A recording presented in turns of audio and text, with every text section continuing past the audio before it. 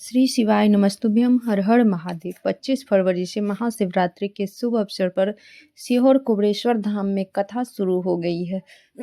महाशिवरात्रि के शुभ अवसर पर ये कथा 25 फरवरी से 3 मार्च तक आस्था चैनल यूट्यूब के माध्यम से दोपहर में 1 बजे से 4 बजे तक देखी जा सकती थी। सीहोर कुबरेश्वर धाम के इस भव्य रुद्राक्ष महोत्सव में रुद्राक्ष भी अभिमंत्रित किए जा रहे थे, जो पूरे साल फ्री में बांटे जाते हैं। अभी रुद्राक्ष वितरण बंद है। 25 मार्च के बाद रुद्राक्ष वितरण भी होंगे। आज 7वें दिन की कथा पूर्ण हो चुकी है। आज की कथा बहुत ही रोचक जानकारियों से भरपूर थी। आज कथा में गुरुजी कुल पत्र उपयोगी सहित 12 जानकारियां दिए हैं। सभी की जानकारियां आपको इसी वीडियो के माध्यम से प्राप्त होने वाली है। पत्र के माध्यम से गुरुजी 7 धतूरे वाले उपाय बताए हैं।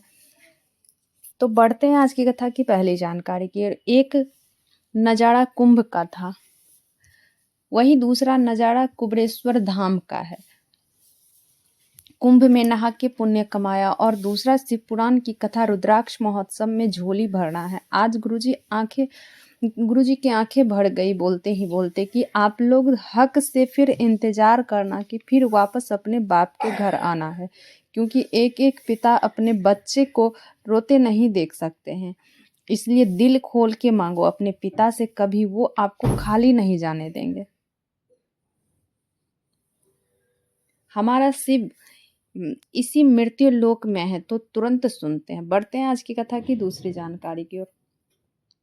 अगर बाबा एक पशुपति व्रत में नहीं सुन रहे हैं, दूसरी बार भी नहीं सुन रहे हैं, तीसरी बार भी नहीं सुन रहे हैं, तो समझ लो बाबा आपको और तपाएगा, फिर आपको सोने के जैसे निखार देगा। बाबा कुछ अच्छा ही सोचे होंगे, इसीलिए बाबा आपकी परीक्षा ले रहे हैं। बढ़ते हैं आज की कथा की तीसरी जानकारी की ओर। आप जब सीहोर कुबरेश्वर धाम जाओ तो 5 कंकड़ शंकर की पूजन कर, 4 कंकड़ शंकर वहीं छोड़ दो, 1 कंकड़ शंकर उठा के घर ले आओ।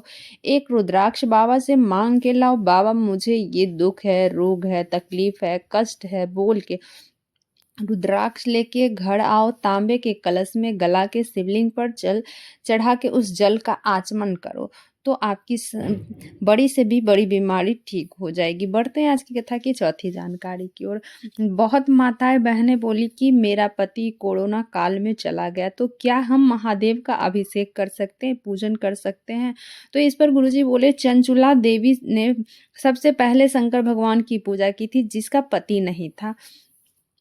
बढ़ते हैं आज की कथा की 5वीं जानकारी की ओर। बहुत लोग बोलते हैं कि गर्भ में बच्चा है तो शिव मंदिर नहीं जाना चाहिए, तो ऐसा नहीं है, शिव मंदिर जरूर जाओ, तो महादेव आपके बच्चे को भी सुख ऐश्वर्य का भाग्य दे के भेजेंगे। बढ़ते हैं आज की कथा की 6वीं जानकारी की ओर। आप स्वयं की बुराई सुन के शांत रह गए तो समझ लो आप जिंदगी के सबसे बड़े तपस्वी, सबसे बड़ा साधक हो। जवाब देने महादेव पे छोड़ दो, महादेव समय पर जवाब देंगे। आप किसी को जवाब मत दो, थोड़ा सा इंतजार करो। बढ़ते हैं आज की कथा की 7वीं जानकारी की ओर। गुरुजी की अगली कथा जो है भटिंडा में होगी। 6 तारीख से 12 तारीख छत्रपति संभाजी नगर में राघव मिश्रा जी की कथा 6 मार्च से 12 मार्च तक चलेगी। गुरुजी पंडित प्रदीप मिश्रा जी की कथा भटिंडा में अगली कथा जो है 6 मार्च से 12 मार्च तक चलेगी। बढ़ते हैं आज की कथा की 8वीं जानकारी की ओर। गुरुजी सारे किसान भाई से निवेदन किए हैं कि अगर आप लोग को महादेव इस लायक बनाया है, तो अगर आपके पास जमीन है तो गेहूं चना अनाज जो भी हो फसल तुम खाओ, पर जो भूसा हो उसे किसी गौशाला में दान दे दो, कोई गाय भूखी ना रहे। गुरुजी सभी किसान भाई से निवेदन किए हैं। बढ़ते हैं आज की कथा की 9वीं जानकारी की ओर। आपने अगर किसी को गुरु बनाया या नहीं बनाया, जब आप शिव जी को जल चढ़ाने जाते हो, शिव जी को जल चढ़ाते समय एक बार आप श्री शिवाय नमस्तुभ्यम बोल दिया, तो समझ लो महादेव आपको गुरु दीक्षा दे दिए हैं। आपको फिर आप आपके गुरु आपको कभी रोता नहीं देख सकते हैं, वो कभी गिरता नहीं देख सकते हैं, वो आपको स्वयं सँभाल लेते हैं। बढ़ते हैं आज की कथा की 10वीं जानकारी की ओर। द्रौपदी कुशवाहा जी पत्र लेकर आई। बाबा के चाकरी करने वाले की दासी हूँ। मेरी बेटी की आँखों पर एक बड़ी फुंसी हो गया था। जब डॉक्टर से दिखाई तो पता चला कि कैंसर है।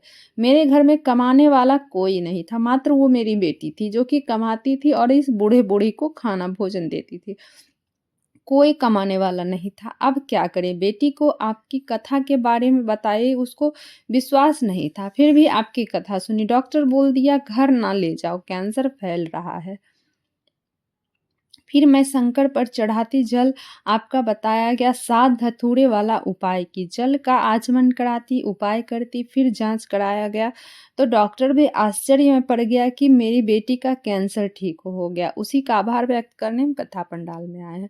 बढ़ते हैं आज की कथा की। राजेश प्रसाद जी पत्र लेकर आए। बाबा की कृपा का क्या गुणगान करूं। मेरे शाहरुख के एक ही लड़के हैं। शादी के कुछ ही दिन पहले एक रोड एक्सीडेंट में एक हाथ चला गया। बहुत कोशिश की, बाद में हाथ नहीं बचा। लड़का बोला अब हमसे कौन शादी करेगा, अपाहिज से कौन शादी करेगा। उसकी माँ बोली हिम्मत मत हारो, बाबा का भक्त है तू। फिर से जल चढ़ाना चालू किया। बाबा की कृपा ऐसी हुई कि वही लड़की बोली हमें उसी लड़के से शादी करनी है। उसी का आभार व्यक्त करने हम कथा पंडाल में आए। बढ़ते हैं आज की कथा की 12वीं जानकारी की ओर। प्रदोष काल में, प्रदोष के दिन शंकर भगवान पे चढ़ाया गया एक चावल का दाना, एक धतूरा, एक दीपक लगाया गया, आपके जीवन में प्रकाश जरूर लाएगा। बढ़ते हैं आज की कथा की अगली जानकारी और विशेष जानकारी की ओर।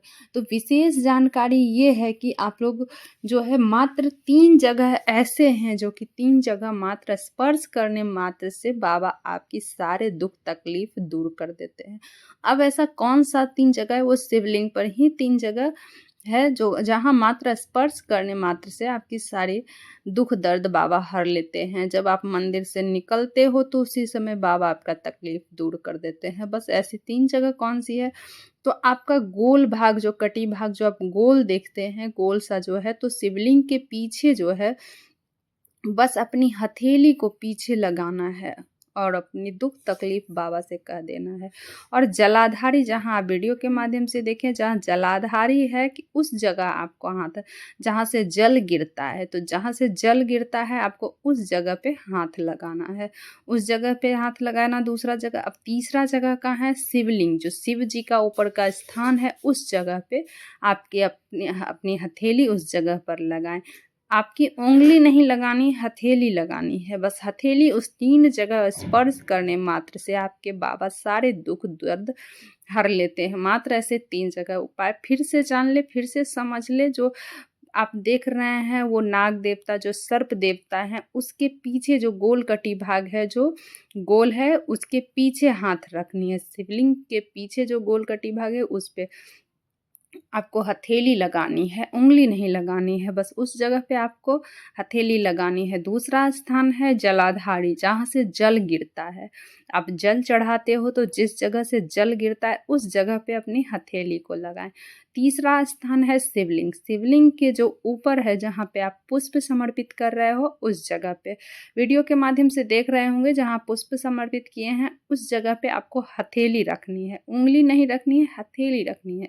हथेली रखते हुए श्री शिवाय नमस्तुभ्यम बोलते हुए, अपनी मन की कामना करते हुए, अपने दुख तकलीफ बाबा से कहते हुए मंदिर से निकले तो बाबा आपका दुख दर्द तकलीफ सारे दुख दर्द दूर कर देंगे। श्री शिवाय नमस्तुभ्यम। हर हर महादेव। दोस्तों, मेरे चैनल पर नए हो तो सब्सक्राइब कर लो, बेल बटन प्रेस करना ना भूलना, ताकि मेरे ऐसे वीडियो की नोटिफिकेशन सबसे पहले आज तक पहुंच सके।